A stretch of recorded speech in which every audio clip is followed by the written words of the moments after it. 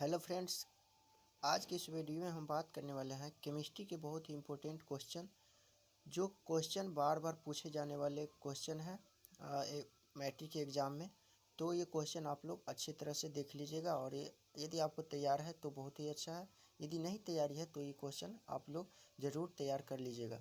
यदि ये वीडियो के माध्यम से हो सके तो, या फिर आपके नोटबुक के माध्यम से हो सके तो, लेकिन ज़रूर तैयार कर लीजिएगा, क्योंकि कार्बनिक रसायन का एक बहुत ही इम्पोर्टेंट टॉपिक है। तो चलिए देखते हैं टॉपिक हमारा क्या कर रहा है।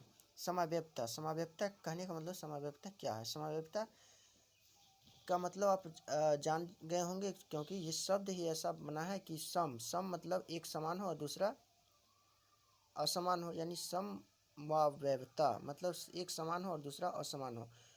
तो चलिए देखते हैं समाव्ययता का अर्थ क्या होता है। वैसा कार्बनिक यौगिक जिसका अणुसूत्र समान तथा संरचना सूत्र अलग अलग हो समावयवी यौगिक कहलाता है, और यह घटना समाव्ययता कहलाता है। आप जानते हैं ना कि कार्बनिक रसायन में स्ट्रक्चर बनता है, यानी इस तरह से स्ट्रक्चर बनता है।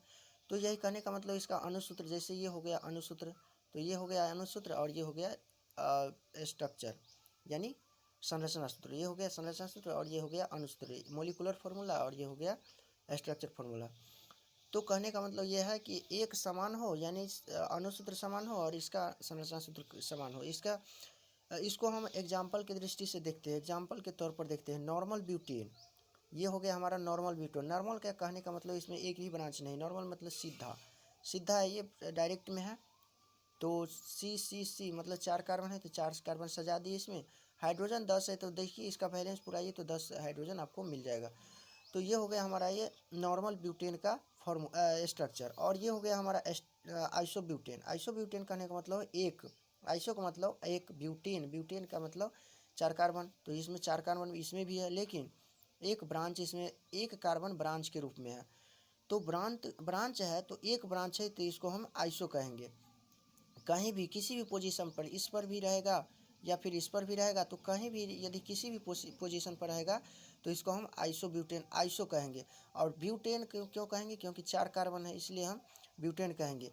तो देखिए आपने क्या देखा कि यहाँ नॉर्मल ब्यूटेन और आइसोब्यूटेन दोनों का तो मोलिकुलर फार्मूला यानी अणुसूत्र समान है, लेकिन स्ट्रक्चर फार्मूला देखिए तो इसका अलग अलग है। तो यही हमारा समाव्ययता है। तो समाव्ययता के यदि आपको पूछा जाए तो आप उसमें मिस्टेक मत होइएगा और ये कंफ्यूज मत होइएगा, और ये अच्छी तरह से आप ये यदि क्वेश्चन आप अच्छी तरह से समझते हैं तो आप उसको जवाब अच्छी तरह से आप दे सकते हैं। तो चलिए देखते हैं फिर से एक बार। यदि आपको लिखना हो तो लिख लीजिएगा, नोट बनाना हो तो बना लीजिएगा। वैसा कार्बनिक यौगिक जिसका अणुसूत्र तो समान हो तथा संरचना सूत्र अलग अलग हो समावयवी यौगिक कहलाता है, और यह घटना समाव्ययता कहलाता है।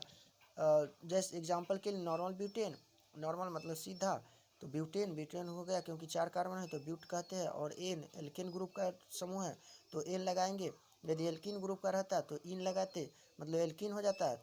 लेकिन ब्यूटेन ब्यूटेन क्योंकि एल्केन ग्रुप का है, क्योंकि सिंगल बॉन्ड है, प्रत्येक कार्बन में सिंगल बॉन्ड है, तो एल्केन हो गया तो ब्यूटेन।